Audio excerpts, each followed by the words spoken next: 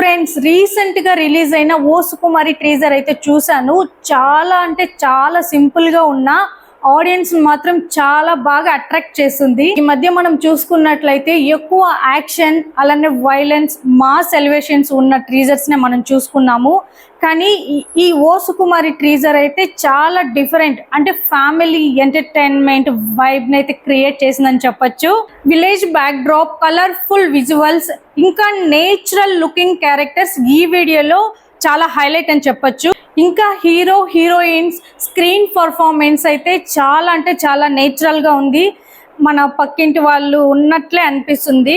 ఇంకా background music అయితే teaser మొత్తానికి చాలా అంటే చాలా బాగా సెట్ అయ్యింది.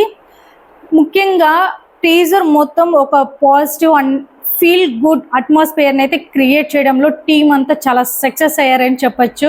కానీ ట్రీజర్ లో స్టోరీ ఏంటి అనేది అయితే కంప్లీట్ గా రివీల్ చేయలేదు. అది ట్రీజర్ కి అయితే ప్లస్ పాయింట్ అని చెప్పొచ్చు. సినిమాలో కామెడీ ఉంటుందా, ఎమోషన్స్ ఉంటాయా, లవ్ స్టోరీ ఎలా ఉంటుంది అనే ఇంట్రెస్ట్ అయితే కలిగిస్తుంది. నాకు పర్సనల్ గా టీజర్ యావరేజ్ కంటే బెటర్ అనిపించింది.